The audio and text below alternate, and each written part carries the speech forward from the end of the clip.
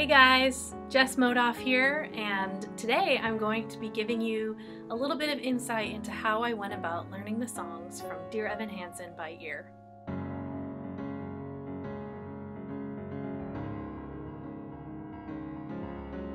Well, back in December or January, a friend of mine posted the song Only Us on Facebook, and I was immediately enraptured by the song. I could tell that it was very piano-led, and that was compelling to me as a pianist.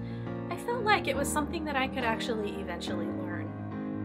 So I eventually started learning all of the songs once the cast recording came out, and here were the steps that I went through. First, I would listen to them over and over again, and then I would sing along with the recordings. I would get to know the lyrics. I actually think that singing is a really valuable part of learning something by ear. Even if it's a piece that is only instrumental, using your voice, there's a certain connection, a physical, guttural connection that singing provides. After I sang along with the recording, then I would actually make up vocal harmonies to go with it. And this would help solidify some of my ideas of what the harmonies might have been. Then some of the songs had difficult rhythms to learn. For example, the chorus on Waving Through a Window, those rhythms on the piano, they're really, really hard. So I want to diffuse any notion that people with good ears that are proficient in playing by ear can just pick up songs like that. Sometimes, yes, sometimes we can. But songs like Waving Through a Window that have ridiculous rhythms, it took me a good hour and a half while I was driving of just tapping the chorus rhythms on my steering wheel over and over again. My poor 7-year-old daughter was probably very annoyed by me. But I did get my family involved as I was learning the songs, and they started loving it too. And I started thinking about what each song was about and how each song might fit into the dramatic arc of the show. For me personally, I have a little policy that I don't read the plot synopsis of a new musical that I'm learning until I've listened to all the songs, because I like the music to tell the story. Well, after all of this, I would sit down at the piano and then I would start figuring out the songs one song at a time. And a lot of times I might be able to just sit down and play because, you know, I'm a professional pianist and by then I had been listening to the recordings quite a bit. But there were certain parts that were super tricky and I would have to listen to them over and over and over and over to really get it just right.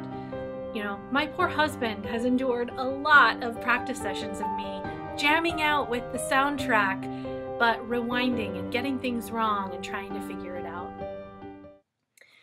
So eventually, I knew the music so well that I could play it without the assistance of a recording to remind me what the chords were or what the arc of the song was. And I made recordings of my own and uploaded them onto my channel. And after all of that, you know, I would transcribe the accompaniment of some of the songs so I wouldn't forget the work that I did.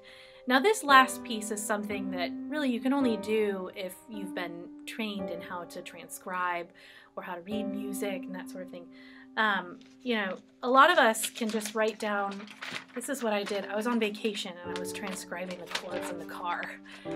But I would write out the words and then I would write out whatever I thought the chords were. And then I'd go to the piano and try to fix anything that I had wrong. I actually typed this one up. So that looks a lot cleaner, doesn't it? Looks a lot cleaner than that ugly handwritten one. But a lot of my transcriptions are chicken scratches. That only makes sense to me. Like, for example, this is For Forever. That's not a typical chord chart. I don't think that anyone would know exactly how to read that or this right here. Those are things that only make sense to me, but they were things that I wrote down so that I could preserve some of the things that I had written.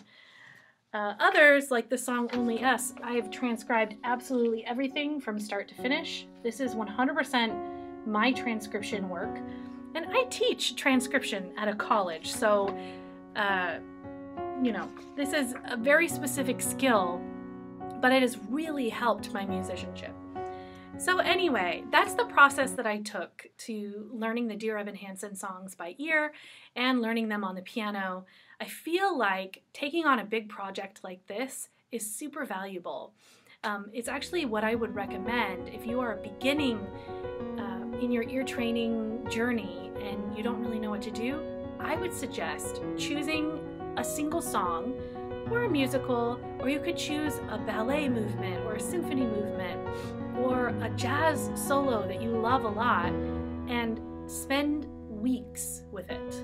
Just spend months with it, spend hours with it, whatever it takes to fully digest that material and then try to tackle it on your instrument. I think having that full sense of knowing what the work is all about really helps you engage in your instrument in a meaningful way, and then you can draw conclusions that help you as you go on in your journey. So that's how I went about learning the Dear Evan Hansen songs by ear.